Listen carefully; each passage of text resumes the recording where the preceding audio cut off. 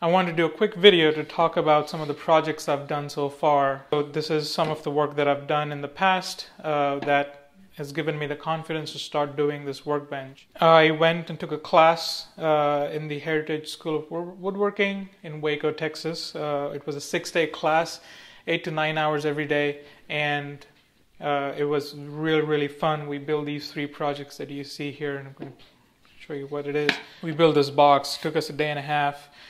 Between just the learnings and the doing and learning and doing and glue up and all that. So this box has some dovetail corners on the side. All sides are dovetailed back and front. These are not the prettiest dovetails. I left some of my mistakes, and I don't know if you can see a bit of a gap right there. We did the top and bottom. It's very simple. The bottom is basically glued to the sides, and the bottom is rounded over with a hand plane. It was very simple to do. We did these hinge recesses over here, and with the chisel. I don't know if you can see this. Let me turn around. I don't know if you can see this little mark here. I had an overshoot. This is pine. Very easy to break, and this is a very thin edge to begin with. I put 3 layers of just no color added shellac, just basic shellac, and then I sanded it down with a 4/0 steel wool. This was the second project. This is a wall shelf. The sides are dadoed to the top and the bottom, and the shelf here is dadoed into the sides. And then to add more rigidity, we have a stub tenon in here that kind of goes halfway inside these sides. And then we have a through tenon here that has a little roundover on this side.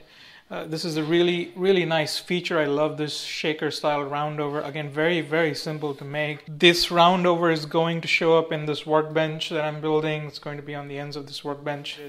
One design I want to show you is, I said the shelves and the tops are dadoed into each other. Where you can see there's a clean line here. Let me see if I can show you better. There's a clean line where the 2 meet, so it doesn't look, you don't see the dado here, but if you turn it around, what we have here is a stopped dado, and that is what gives this feature. I think it's a really elegant feature to have, where you don't see the joint from the front, but it is evident in the back. I just love that idea. And then we spent 3 days on this baby. This is an occasional table. It's made of cherry. I just love it. The lines just simple, beautiful lines. The sides are mortised here. 2 mortises per side, 8 mortises. First mortises I've ever cut, and it was a bear. I wish I could just kind of get to the point where chopping mortises is easy. And I'm sure I will get there, but it was just a bear to cut these mortises.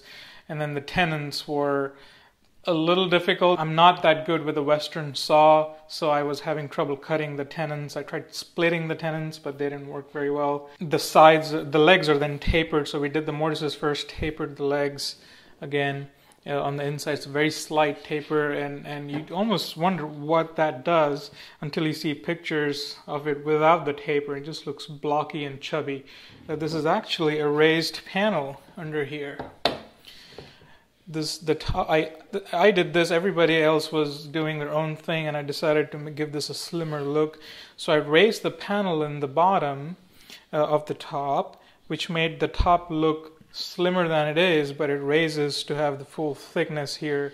The top is held together by these turn buttons. So what we have, in addition to these 8 mortises on this thing, we did 1, 2, 3, 4, 5, 6 more mortises, but these are stopped mortises on the inside of the, I don't know if you can see this here, on the inside of the aprons, and then these turn buttons are screwed into the top, but they're holding on to the mortises, and that clamps the whole thing together. and that allows for movement of the top. And that is a thing that I'm excited to learn about, is how wood moves with time and with humidity. So that's the 3 things that I've built so far. This is the confidence that I gathered to use to build this workbench, and that's all I got for this week. I'll see you on Monday with a new video.